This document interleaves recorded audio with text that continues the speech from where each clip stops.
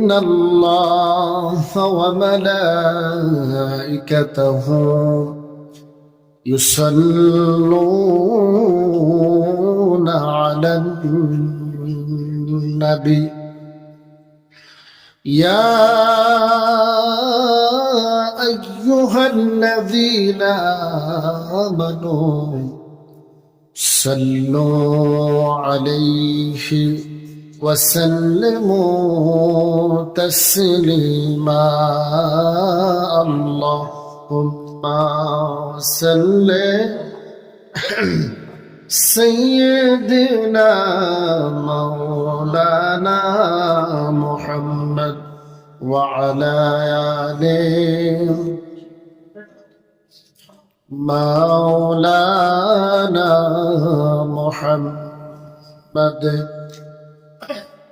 সকল নবীর সেরা নবী প্যারা নবী মদিনায় হীরার চেয়ে দামি রে ভাই মদিনার ধুলি কোনায় আল্লাহুম্মা সাল্লি আলা সাইয়্যিদিনা মাওলানা মুহাম্মদ ওয়া আলা আলি সাইয়্যিদিনা মাওলানা মুহাম্মদ আলহামদুলিল্লাহ। নারায়ণগঞ্জ দেওবক ফাক্কা রোড খানকা গলি যুব সমাজের উদ্যোগে আয়োজিত আজকের আজিমুশান নুরানি ইমানি এই পবিত্র ওয়াজ ও দোয়ার মাহফিলের শ্রদ্ধাভাজন সম্মানিত সভাপতি বিশিষ্ট সমাজসেবক জনাব মোহাম্মদ আওলাদ হোসেন সাহেব, আজকের মাহফিলের প্রধান অতিথি জনাব মোহাম্মদ দিদার খন্দকার, বিশিষ্ট সমাজসেবক, আজকের মাহফিলের প্রধান বক্তা হযরত আল্লাহ মাওলানা মুফতি মোহাম্মদ নিয়ামতুল্লাহ ফারুকী সাহেব, খতিব মসজিদে বাইতুল আজিম, মধুবাগ মগবাজার, ঢাকা। আজকের মাহফিলের প্রধান আকর্ষণ আমাদের সকলের সুপরিচিত গোটা বাংলাদেশের সুন্নিয়তের অহংকার নারায়ণগঞ্জ ঐতিহ্যবাহী দেওবক বড় জামে মসজিদের সম্মানিত খতিব, নারায়ণগঞ্জ হুসাইনিয়া মুমতাজিয়া সুনকা সুন্নিয়া আলিয়া মাদ্রাসার সম্মানিত প্রিন্সিপাল হযরত আল্লাহ মাওলানা মুফতি শাহ মহিউদ্দিন হামিদি আল কাদরি সাহেব। ইতিপূর্বে এতক্ষণ পর্যন্ত আমার আগে যিনি তাকরীর করেছেন আপনাদেরই সকলেরই সুপরিচিত হযরত আল্লাহ মাওলানা আব্দুল হান্নান সাতফুরি সাহেব, খতিব হাজী কালিমুল্লাহ জামে মসজিদ নারায়ণগঞ্জ। আলোচনা করেছেন মাওলানা মোহাম্মদ আবুল খায়ের তোহা সাহেব, খতিব হাকিম কন্ট্রাক্টর জামে মসজিদ নারায়ণগঞ্জ। হাজারাত উলামায়ে কেরাম, মঞ্চে উপবিষ্ট সম্মানিত মুরব্বিয়ানে কেরাম, আপনারা যারা এই কনকনে শীতের মধ্যে ধৈর্য ধারণ করে কোরআনের মহাব্বতে, নবীজির মহাব্বতে, দ্বীনের মহাব্বতে বসে আছেন, আমার সম্মানিত মুরব্বী বাবারা, যুবক ভাইয়েরা, মাদ্রাসা, কলেজ, ইউনিভার্সিটির আমার প্রিয় তরুণ ছাত্র ভাইয়েরা, ফর্দার আডালের সম্মানিতা আমার শ্রদ্ধেয় মা ও বোনেরা, রহমানি ও রহমকুমুল্লাহ তাআলা। মহান আল্লাহ রাব্বুল আলামিনের দরবারে অগণিত অসংখ্য শুকরিয়া আদায় করছি যে আল্লাহ রাব্বুল আলামিন আমাদেরকে আজকের আজিমুশান মাহফিলে উপস্থিত হওয়ার, আমাকে কিছু কথা বলার, আপনাদেরকে শোনার সেই তৌফিক দান করেছেন। সেই মহান রব্বে করিমের দরবারে সকলে প্রশংসা আদায় করে, শুকরিয়া আদায় করে একবার পড়ি কালিমাতুশ শুকর, আলহামদুলিল্লাহ। তার সাথে সাথে অগণিত অসংখ্য দরুদ ও সালাম প্রেরণ করি বিশ্ব মানবতার মুক্তি ও কল্যাণের দিশারি নবী, উম্মতের কান্ডারি নবী, আকায়ে নামদার তাজদার মদিনা, সরকার কায়নাত নূরে মুজাসসাম, হাউজে কাউসার মালিক নবী, উম্মতের জমিনদার নবী, शफायत करने वाला नबी, नूर नबी, हयातुन नबी, जिंदा नबी, हजरत अहमद मुजतबा मुहम्मद मुस्तफा सल्लल्लाहु अलैहि व आलिहि वसल्लम पर। प्रिय मोहतरम हाजरीन, কথা বলবো কম, যদি আপনারা ধৈর্য সহকারে শুনেন। কেউ আল্লাহর ওয়াস্তে কথা বলবেন না। আমরা এই মুহূর্তে যে মজলিসে বসে আছি, এটা প্রতিদিনের মতো একটি সাধারণ জায়গা না। আল্লাহর হাবিব বলেছেন, যে জায়গার মধ্যে কোরআন এবং হাদিসের আলোচনা করা হয়, যে জায়গার মধ্যে আল্লাহ তাআলার জিকির করা হয়, ওই জায়গাটা জান্নাতের বাগান হয়ে যায়। তো আমরা এই মুহূর্তে জান্নাতের বাগানে বসে আছি, পড়ি আলহামদুলিল্লাহ। সম্মানিত আমার প্রিয় মুসল্লিয়ানে কেরাম, আমি আপনাদের খেদমতে কোরআনুল কারীমের 16তম পারা থেকে একটি আয়াত, সূরা কাহাফের 107 নম্বর আয়াত, এবং 17তম পারা সূরা আম্বিয়ার একটি আয়াতে কারিমা তিলাওয়াত করেছি। রাসূল আকরাম সাল্লাল্লাহু আলাইহি ওয়া আলিহি ওয়াসাল্লাম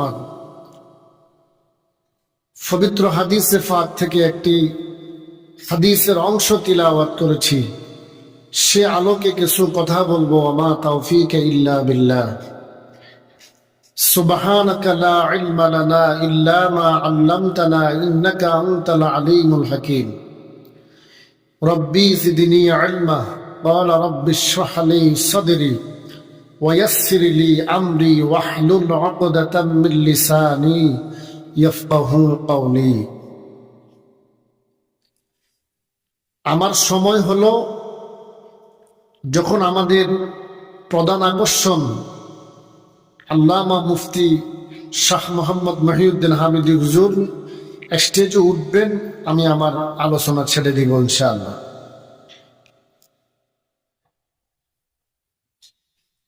আল্লাহ পাক রব্বুল আলামিন কোরআনুল কারীমের মধ্যে বলেন, ও বান্দা, আমি তোমাদেরকে সৃষ্টি করেছি কেন? আমরা প্রত্যেকটা কাজ করি, আমাদের প্রত্যেকটা কাজের মধ্যে একটা উদ্দেশ্য থাকে কি থাকে না?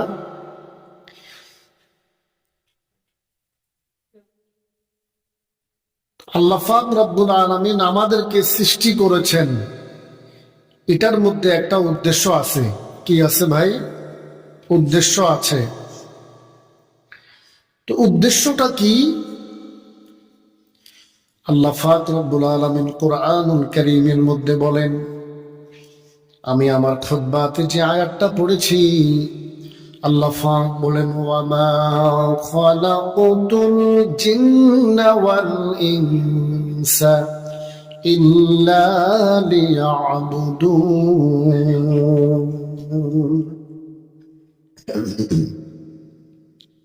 আল্লাহ পাক রব্বুল আলামিন বলেন, আমি 18,000 মাখলুকাত সৃষ্টি করেছি মাত্র দুইটা জাতিকে সৃষ্টি করেছি কেবলমাত্র ইল্লা লিয়াবুদুন, আমি আল্লাহর ইবাদতের জন্য। পড়ুন না সুবহানাল্লাহ। এবার বলেন আল্লাহ পাক আমাদেরকে সৃষ্টি করেছেন কেন? বলেন, শুধু শুনলে তো হবে না, এগুলোকে আমাদেরকে মুখস্থ রাখতে হবে, শুনে ওই অনুযায়ী আমল করতে হবে। কথা বলেন ঠিক কিনা? এবার জোরে বলেন আল্লাহ পাক আমাদেরকে সৃষ্টি করেছেন কেন? আল্লাহর ইবাদতের জন্য। কিসের জন্য? শুধুমাত্র আল্লাহ পাক বলেছেন শুধুমাত্র ইল্লা লিয়াবুদুন, আমি তোমাদেরকে সৃষ্টি করেছি আমার ইবাদতের জন্য। আমার প্রিয় ভাইরা,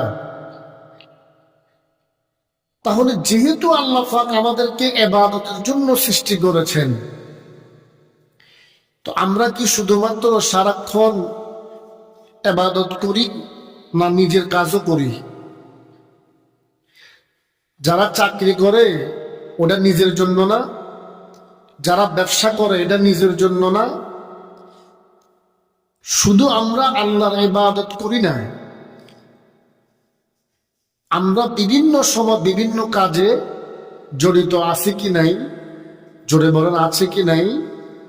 তাহলে আল্লাহ যে বললেন শুধুমাত্র ইবাদতের জন্য সৃষ্টি করলেন, তাহলে এই কথাটার মধ্যে কোনো মহত্ব লুকায়িত আছে কি নাই? জোরে বলেন আছে কি নাই? এবার আসেন ইবাদত কাকে বলে। আমার প্রিয় ভাইয়েরা, আমি অনেক সময় বলি, প্রায় সময় জুমার বয়ানে বাবুরাল মসজিদে আমি বলে থাকি, একজন মুমিন, একজন মুত্তাকি আল্লাহওয়ালা সকালবেলা ঘুম থেকে উঠার পরে সারাদিন পর্যন্ত যে কাজগুলো করে, যদি ইসলাম বিরোধী না হয়, প্রত্যেকটা কাজ একজন মুমিনের জন্য ইবাদত। প্রত্যেকটা কাজ একজন মুমিনের জন্য কি ভাই? ইবাদত। আপনি রাত্রের বেলায় ঘুমাবেন, এটা ইবাদত। হুকুম কার? জোরে বলেন কার হুকুম? আল্লাহ। 30 নম্বর পারা সূরা নাবার মধ্যে আল্লাহ রাব্বুল আলামিন বলেন, ওয়াজআলনা নাওমাকুম সুবাতা। বান্দারে, তোমরা যখন রাত্রের বেলায় ঘুমিয়ে যাও, এই ঘুমের মাধ্যমে আমি আল্লাহ তোমাদের সকল ক্লান্ত গুলোকে অবসাদ করে দিই। একটা মানুষ যত ক্লান্ত হোক, কঠিন ভাবে আপনার পেটে ব্যথা করতেছে, মাথা ব্যথা করতেছে, যদি আল্লাহ পাক দয়া করে ঘুম দিয়ে দে, ঘুম দেওয়ার মালিক কে? আল্লাহ। অনেক মানুষ ডাক্তার দেখায়, শুধুমাত্র ঘুম হচ্ছে না, ডাক্তার ওষুধ লেখে, ওষুধ খায়, তবুও ঘুম নেই। এরকম আছে কি নেই? আর এমন এমন কিছু মানুষ আছে, বালিশের মধ্যে মাথাটা লাগানোর দেরি, ঘুম আসতে দেরি হয়। এবার বলেন ঘুম দেওয়ার মালিক কে? আল্লাহ। আমার প্রিয় ভাইরা, তাহলে যেহেতু আল্লাহ পাক নিজেই বলেছেন ঘুমটা আমি দিয়েছি ক্লান্ত দূর হওয়ার জন্য, তাহলে একজন মুমিন যখন ঘুমায়, আল্লাহ হাবিব বলেন মুমিনের জন্য ঘুমটাও একটা ইবাদত। সুবহানাল্লাহ। সুবহানাল্লাহ। তবে সব কাজ একজন মুমিন যদি লাকাদ কানা লাকুম ফি রাসূলিল্লাহি উসওয়াতুন হাসানা, নবীর আদর্শকে গ্রহণ করে, নবীর আদর্শকে মেনে নিয়ে যদি আমরা আমাদের জীবন পরিচালিত করি, আমাদের দৈনন্দিন জীবন যদি আমরা নবীর আদর্শকে যদি আমরা অনুকরণ করে যদি আমরা চলি, আল্লাহর হাবিব বলেন তার জন্য প্রত্যেকটা কাজ হবে ইবাদত। সুবহানাল্লাহ। সুবহানাল্লাহ। একজন মুমিন হাসি দেয় ইবাদত, একজন মুমিন কান্না করে ইবাদত, একজন মুমিন ওয়াশরুমে ঢুকে, এটাও ইবাদত। তবে প্রত্যেকটা কাজের মধ্যে নবীজির আদর্শ আছে কি নাই? জোরে বলেন আছে কি নাই? মসজিদে ঢুকার সময় কোন ফা দিয়ে ঢুকতে হয়? এবার বলেন বাথরুমে ঢুকার সময় কি ডান পা দিয়ে আমরা ঢুকি? ওখানে নবীর আদর্শ কি? বাম পা। বের হওয়ার সময় ডান পা। মসজিদে ঢুকার সময় ডান পা, বের হওয়ার সময় বাম পা। এবার বলেন যদি নবীর আদর্শ প্রত্যেকটা কর্মক্ষেত্রে থাকে, আমার নবী বলেন একজন মুমিনের জন্য ওই সব কাজগুলো ইবাদত হিসাবে গণ্য হবে। পড়ুন সুবহানাল্লাহ। সুবহানাল্লাহ। এবার আসেন কেমন ইবাদত, ইবাদত গুলো কেমন হবে? আল্লাহ পাক রব্বুল আলামিন 29 নম্বর পারার সূরা মুলকের 2 নম্বর আয়াতের মধ্যে বলেন আল্লাযী খালাকাল মাউতা ওয়াল হায়াতা লিয়াবলুয়াকুম আইয়ুকুম আহসানু আমালা ওয়া হুয়াল আজিজুল গফুর। সুবহানাল্লাহ। আল্লাহ পাক বলেন বান্দারে আমি তোমাদের হায়াত এবং মওত, হায়াত এবং, আমরা কি এখন মৃত না জীবিত? এটাকে বলে হায়াত, এটাকে বলে হায়াত। আর যখন নিঃশ্বাসটা বন্ধ হয়ে যাবে তখন আমাদেরকে কি জীবিত বলবে না মৃত বলবে? আল্লাহ পাক বলেন বান্দারে আমি হায়াত এবং মওত সৃষ্টি করেছি একটা কারণে। আল্লাহ কোন কারণে আপনি হায়াত এবং মওত বানাইলেন? আল্লাহ পাক বলেন আহসানু আমালা, তোমাদের উত্তম আমলগুলো পরীক্ষা করার জন্য। পড়ুন না সুবহানাল্লাহ। আল্লাহ পাক রব্বুল আলামিন ইচ্ছা করলে এখানে বলতে পারতেন কাসীরান আমালা, তোমাদের অধিক আমল দেখার জন্য। আল্লাহ পাক এই শব্দটা ইউজ করেন নাই। আল্লাহ পাক বলেছেন আহসানু আমালা, তোমাদের উত্তম আমলগুলো পরীক্ষা করার জন্য আমি আল্লাহ রাব্বুল আলামিন হায়াত এবং মওতকে সৃষ্টি করেছি। পড়ুন না সুবহানাল্লাহ। এবার আসেন আমার প্রিয় ভাইয়েরা, উত্তম আমল আহসান, আহসান আমালা কাকে বলা হয়? আপনি নামাজ পড়েন, নামাজটা নামাজের মতো না, নামাজটা নামাজের মতো না। সূরা মুমিনুনের মধ্যে 18তম পারার 1 নম্বর সূরা মুমিনুনের 2 নম্বর আয়াতের মধ্যে আল্লাহ পাক বলেন আল্লাযীনা হুম ফী সালাতিহিম খাশিউন। 1 নম্বর আয়াতে আল্লাহ পাক বলেন ক্বাদ আফলাহাল মুমিনুন, যারা মুমিন তারা সফল কাম হয়ে গেছে, যারা মুমিন তারা সফল কাম হবে। আমার প্রিয় ভাইরা, মুমিন যারা তারা সফল কাম হবে। তবে আল্লাহ পাক কিছু কন্ডিশন দিয়েছেন। এই সূরার মধ্যে মুমিনের কিছু গুণাবলী বলেছেন। মুমিনের গুণাবলীর মধ্যে 1 নম্বর গুণাবলী হলো আল্লাহ পাক বলেন আল্লাযীনা হুম ফী সালাতিহিম খাশিউন, যে মুমিন নামাজের মধ্যে বিনয়ী হয় আল্লাহ পাক বলেন ওই মুমিনটা সফল কাম হয়ে যাবে। আহসানু আমালা কাকে বলা হয়? সারাদিন নামাজ পড়লেন, একটা সেজদা দিয়ে আরেকটা সেজদার মধ্যে তাদিলে আরকান, যেটা ওয়াজিব, এক তাসবিহ পরিমাণ বসা, অথচ আপনি একটা সেজদা দিয়ে কোন রকম আরেকটা সেজদা দিয়ে দিলেন। রুকু থেকে সামি আল্লাহু লিমান হামিদা বলে একেবারে তীরের মতো সোজা হতে হবে। রব্বানা লাকাল হামদ, অন্তত পক্ষে রব্বানা লাকাল হামদ। এরপরে হামদান কাসীরান তাইয়িবান মুবারাকান ফি, এটা যদি না বলেন কোনো সমস্যা নাই, যদি বলেন তো আলহামদুলিল্লাহ। নামাজ, নামাজের মধ্যে বিনয়ী কাকে বলে? নামাজে দাঁড়িয়েছেন, চোখ একবার এদিকে যায় একবার ওইদিকে যায়, কোনো কারণ ছাড়া হাত নাড়াচ্ছেন, চুলকাচ্ছেন, কোনো কারণ ছাড়া কাশি দিচ্ছেন, কোনো কারণ ছাড়া আপনি গলাহিক দিচ্ছেন। একজন মানুষ কাশি দিল, ওনার থেকে দেখে বাকি 3-4 জন একসাথে কাশি দিলেন। নামাজ ভাঙ্গার যে কারণগুলো আছে তার মধ্যে একটা কারণ হলো বিনা কারণে কাশি দেওয়া। তো আপনি কি নামাজে বিনয়ী হয়েছেন? কথা বলেন, নামাজে কি বিনয়ী হয়েছেন? এটা কি আহসানু আমালা হবে? আল্লাহ পাক যে বলেছেন হায়াত এবং মৌত সৃষ্টি করলাম আহসানু আমালা, তোমাদের উত্তম আমলগুলো পরীক্ষা করার জন্য। তাহলে উত্তম আমল যদি আমাদেরকে করতে হয়, নামাজ পড়তে হবে। সাল্লু কামা রাআইতুমুনি উসাল্লি, আমার নবী বলেছেন এমন ভাবে সালাত পড়ো যেমনি ভাবে আমি নবীকে দেখেছ। পড়ুন না সুবহানাল্লাহ। আপনি রুকুতে কি পড়তে হয় জানেন না, বসে কি পড়তে হয়। অনেক সময় আমরা দেখি, যেহেতু ইমাম আমরা ফলো করি, বসে যেখানে তাশাহুদ পড়ার দরকার সেখানে পড়তেছে সূরা ফাতিহা। আছে কি নেই? ও শিখে নাই। যৌবনকাল, এই জন্য নবীজি বলেছেন যৌবনকালের ইবাদত আল্লাহর কাছে সবচাইতে পছন্দনীয়। একজন যুবক যদি আপনাকে একবার ডাকতে, আল্লাহ হাবিব বলেন আল্লাহ পাক ওই যুবকের ডাকে সাথে সাথে আল্লাহ পাক সাড়া দিয়ে দেয়। কারণ কি? এই যুবকটা ইচ্ছা করলে গুনাহের মধ্যে লিপ্ত হতে পারত।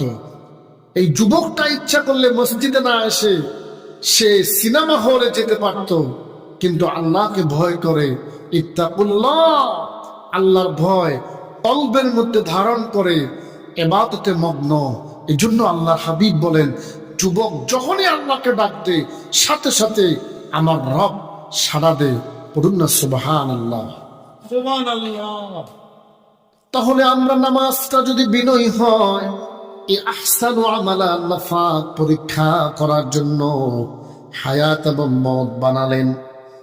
আপনি নামাজও পড়লেন, মিথ্যা কথাও বললেন, নামাজ পড়লেন, সুদ খাইলেন, নামাজ পড়লেন আপনার মেয়েটা পর্দা করে না, নামাজ পড়েন, রোজা রাখেন, হজ করেন, যাকাতও দেন, মানুষদেরকে দেখানোর জন্য আপনার বিবিটা নামাজ পড়ে না, আপনার বিবি পর্দা করে না, আপনার ছেলেটা নামাজ পড়ে না।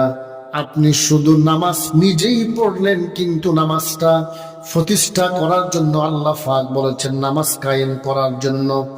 ওয়াকিমুস সালাত, আল্লাহ পাক কোথাও নামাজ পড়ার জন্য বলেন নাই, নামাজটা কায়েম করার জন্য বলেছেন। অনেক মানুষ দেখা যায় নিজে নামাজ পড়ে কিন্তু সমাজের মধ্যে নামাজের প্রচলন করতে পারেন নাই। নিজে নামাজ পড়ে, নিজের বিবি নামাজ পড়ে না, ছেলে নামাজ পড়ে না, মেয়ে নামাজ পড়ে না। এটা শুধু নামাজ পড়া হবে, আপনাকে নামাজ প্রতিষ্ঠা করার জন্য, কায়েম করার জন্য বলা হয়েছে। নিজে নামাজ পড়ব, আমার পরিবার, আমার স্ত্রী, আমার ছেলে মেয়েদেরকে নামাজ পড়ার জন্য তাগিদ দিব, তাদেরকে আদেশ করব। নামাজ যদি না পড়ে ইসলাম যে ব্যবস্থা নেওয়ার জন্য বলেছেন সেই আকারে কঠোর ব্যবস্থা আমাকে আপনাকে করতে হবে। কিন্তু ওই বেলায় আমার আপনার কোনো খবর নাই, শুধু নিজে বাঁচার জন্য বৃদ্ধ হয়ে গেছে, এখন নামাজ আদায় করি। আপনি আহসানু আমালা ওই পর্যন্ত পৌঁছতে পারেন নাই। আহসানু আমালা পর্যন্ত যদি পৌঁছতে হয়, নিজে নামাজ পড়তে হবে, আপনার পরিবার, আপনার সমাজ, সবাইকে নামাজ পড়ার জন্য দাওয়াত দিতে হবে। কথা বলেন ঠিক কিনা? তা'মুরুনা বিল মা'রুফ ওয়া তানহাউনা আনিল মুনকার, সৎ কাজের আদেশ দেওয়া এবং অসৎ কাজ থেকে মানুষদেরকে নিষেধ করা, এটা ফরজ, এটা নফল না, এটা ফরজ। এজন্য আল্লাহ পাক কাসীরান আমালা বলেন নাই, বলেছেন আহসানু আমালা। রোজা রাখতেছেন অথচ সারাদিন মিথ্যা কথা বলতেছেন।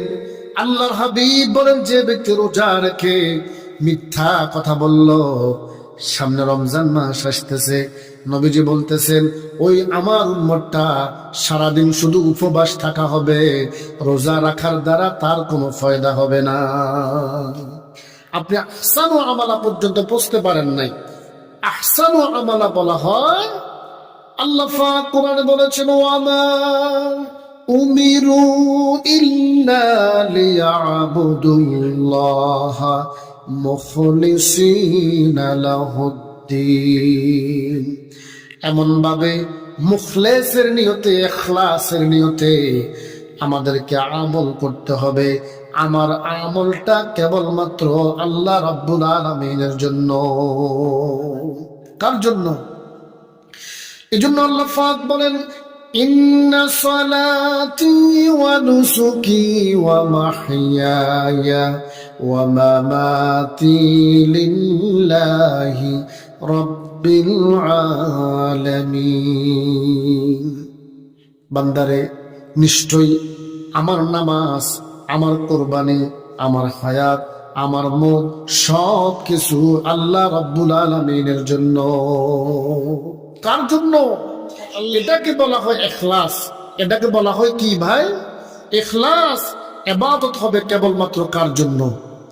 আমি যদি মনে মনে ভাবি আমি বয়ান করতেছি, মানুষ আমাকে আলোচক বলবে, বক্তা বলবে, আমার সুনাম খ্যাতি ছড়িয়ে পড়বে, এটা যদি আমার নিয়ত হয়, দুনিয়া, শুধু দুনিয়া পাওয়া হবে, আখিরাতের জীবন বরবাদ বরবাদ হয়ে যাবে। সব কিছু করতে হবে ইখলাসের নিয়তে। কোন নিয়তে ভাই? অনেক মানুষ তাহাজ্জুদ পড়ে আবার গল্প করে, দোকানে বসে বসে গল্প করে, আমি তাহাজ্জুদ পড়ি, তাহাজ্জুদ পড়ি। ও ভাই, আপনি তাহাজ্জুদ কার জন্য পড়েন? মাওলা কি জানে না?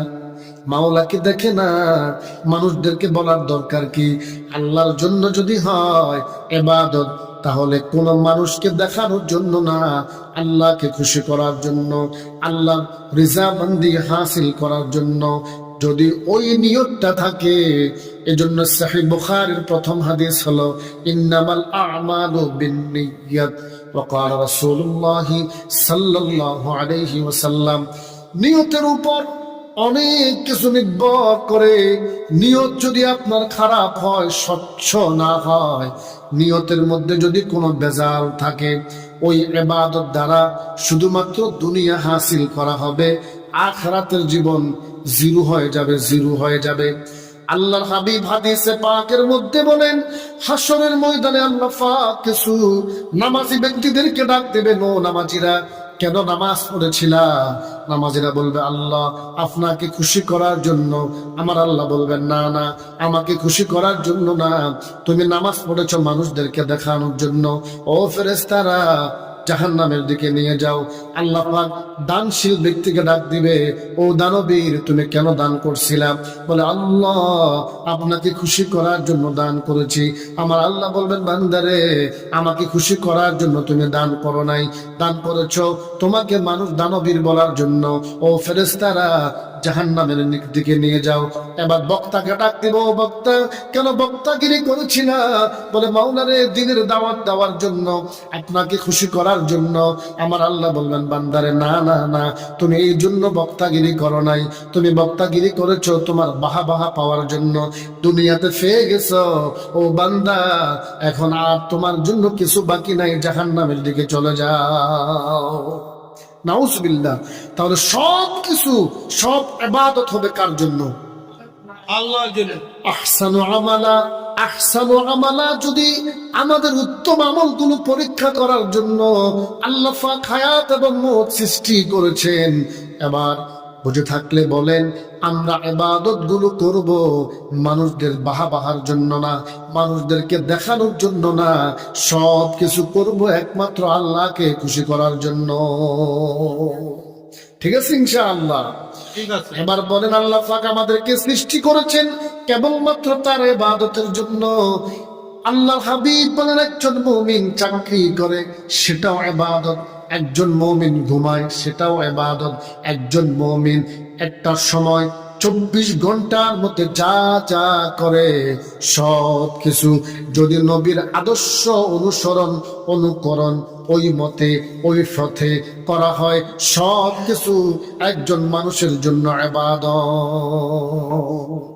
সব কিছু ইবাদত। এবার আসেন, আল্লাহ পাক রব্বুল আলামিন বলেছেন সূরা কাহফের 107 নম্বর আয়াতের মধ্যে 16 নম্বর পারা, আল্লাহ পাক বলেছেন, ইন্নাল্লাযীনা আমানু ওয়া আমিলুস সালিহাতি কানাত লাহুম জান্নাতুল ফিরদাউসি নুজুলা।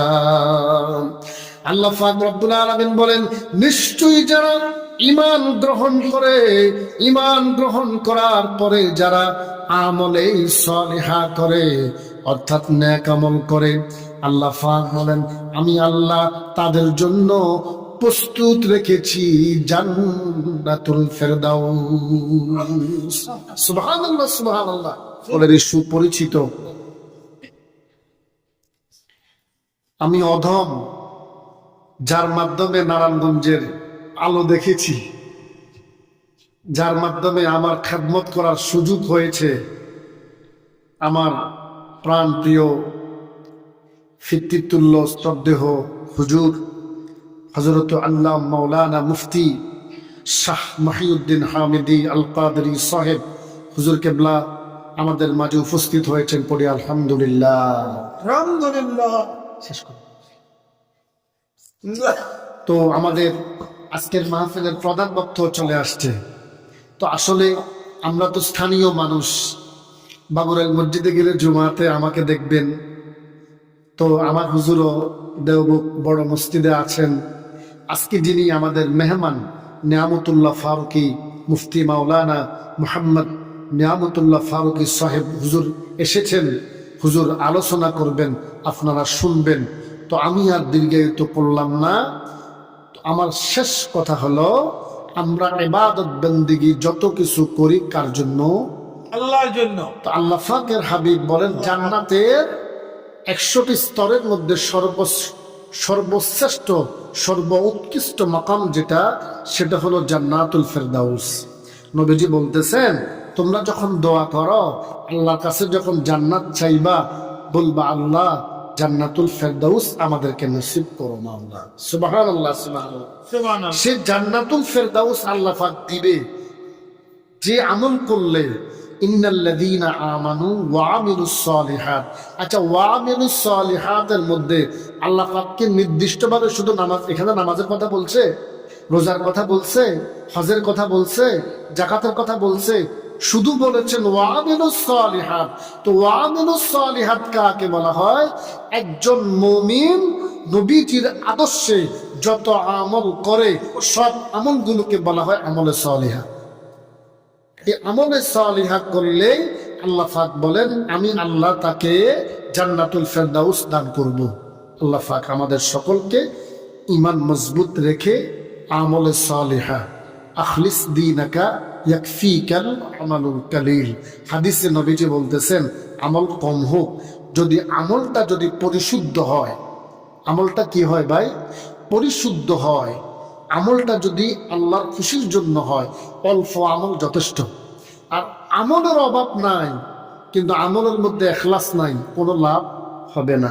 আল্লাহ পাক আমাদেরকে এখলাসের নিয়তে পরিশুদ্ধতার সাথে আল্লাহর ইবাদত করে ঈমান নিয়ে আমল নিয়ে কবরে যাওয়ার তৌফিক দান করুক, আমিন। ওয়া আখিরি দাওয়ানা আনিল হামদুলিল্লাহি রাব্বিল আলামিন। আসসালামু আলাইকুম ওয়া রাহমাতুল্লাহি ওয়া বারাকাতুহু।